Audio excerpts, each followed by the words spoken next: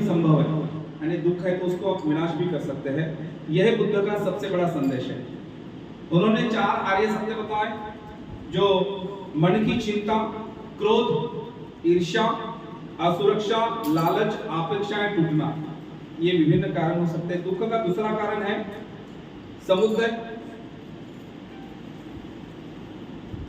दुख का मूल कारण है तृष्णा, जो हमने अभी बताया, मोह, किसी से प्रेम होना और वो टूटना, किसी से पैसा लेना लेकिन वो नहीं मिलना, मेरा दिया हुआ वो भी नहीं समय पे आना, अधिक धन चाहिए, सम्मान चाहिए, सब मेरे अनुसार होना चाहिए, किसी वस्तु या व्यक्ति से अधिक मोह, इच्छा पूरी न हो तो दुख और पूरी हो जाए तो खोने का डर, ये सारी जो चीजें हैं ये दुख का कारण है। दुख का तीसरा कारण उन्होंने बताया दुख निरोध। यदि तृष्णा समाप्त हो जाए तो दुख भी समाप्त हो सकता है। आपको अगर तृष्णा नहीं लगती है, प्यास नहीं लगती है, किसी से मोह नहीं होता है, किसी से प्यार नहीं होता है, आप संतुष्ट रहते हैं, तो फिर वो दुख जो है वहाँ आपको नहीं मिलेगा। इसका अर्थ है संसार छोड़ना नहीं है, बल्कि मन को संतुलित बनाना है ना। जैसा आप अभ्यास करेंगे, अभ्यास नहीं करेंगे तो आप दुख में चले जाओगे, आपको मार्ग कम मिलेंगे। लेकिन आप अगर अभ्यास करोगे तो आपको दुख आएगा क्या? फेल होने का डर रहेगा क्या? आपको नहीं रहेगा। और दुख से मुक्ति का मार्ग है ये चौथा है, जो अष्टांगिक मार्ग बताया बुद्ध ने। यही जीवन को शांत, सफल और मुक्त बनाता है। तो सम्यक दृष्टि है उसमें, जो आपको सम्यक अच्छा दिखना चाहिए, सत्य को सही रूप में देखना चाहिए, और सब कुछ बदलता है। इस दुनिया में कोई भी स्थिर नहीं है, स्थायी नहीं है। क्रोध स्थायी नहीं है, धन ही सुख नहीं है, मतलब केवल धन ही आपके पास है तो सुख नहीं है ना। आपकी काया भी अच्छी होनी चाहिए, आपका शरीर भी अच्छा होना चाहिए। आप जो भी करना चाहते हैं, यहाँ पर बुद्ध ने बताया कि सम्यक संकल्प होना चाहिए, आपका दृढ़ विश्वास होना चाहिए, गोल होना चाहिए आपके जीवन में। अगर आपको IAS बनना है तो आपको आज ही संकल्प करना पड़ेगा, और वो अच्छा संकल्प करना पड़ेगा कि यस मुझे बनना है उस दिशा की, और आपको क्या करना पड़ेगा? प्रयास करना पड़ेगा।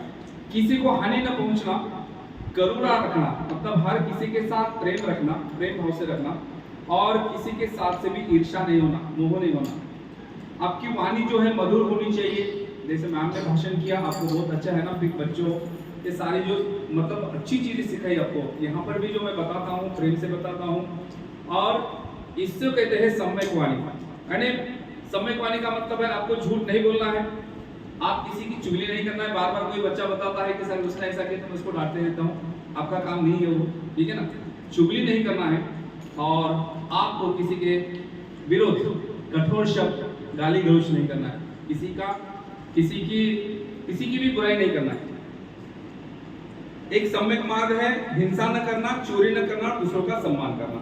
और सम्यक आजीविका, आपका जो जीवन है वो सुखमय बनाने के लिए आपको ईमानदारी से जीवन यापन करना होगा।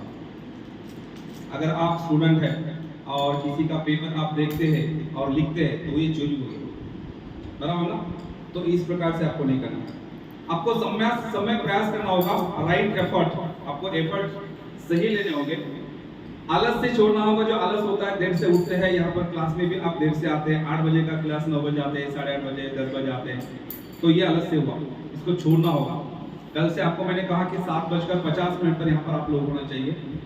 8 बजे हमारा यहाँ पर क्लास स्टार्ट होगा, आधे घंटे का मेडिटेशन होगा, जो कि नांदेड़ सिटी में, नांदेड़ जिले में, मराठवाड़ा में या महाराष्ट्र में या देश भर में कहीं पर भी आधे घंटे का मेडिटेशन नहीं लिया जाता, केवल कीवे अवेकस में लिया जाता। और इसका यह अर्थ होता है कि आपका कंसंट्रेशन लेवल बढ़ाना है, आपको हर चीज समझ में आनी चाहिए, और इजी, टीचर ने जो भी बताया वो ग्रास्प होना चाहिए। तो इस प्रकार से आपको अलग से छोड़ना है, हर क्षण सजग रहना है, वर्तमान में आपको जीना है।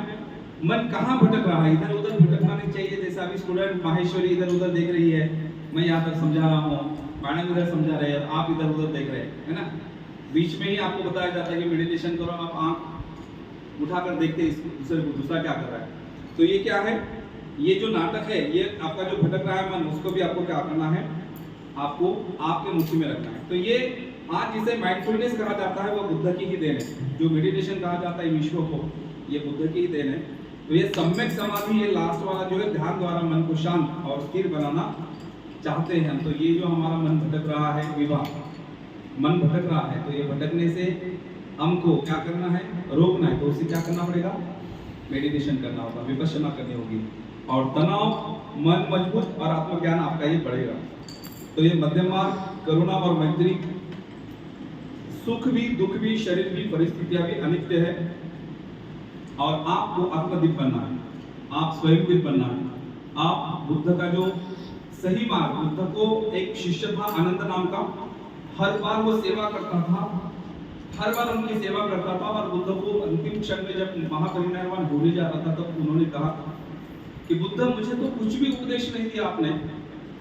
तो उन्होंने कहा, 3 शब्द कहे, अर्थ दीपक भव। इसका मतलब है आप स्वयं प्रकाशित बनो, और आप भी आपके जीवन में स्वयं प्रकाशित बनो, ताकि आप दूसरों को उजाला दे सकें। इस बुद्ध जयंती के अवसर पर उनके ये महान विचार मैंने आपको यहाँ पर दिए हैं।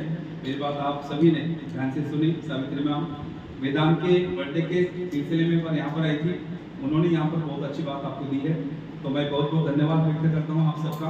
Thank you, thank you, thank you.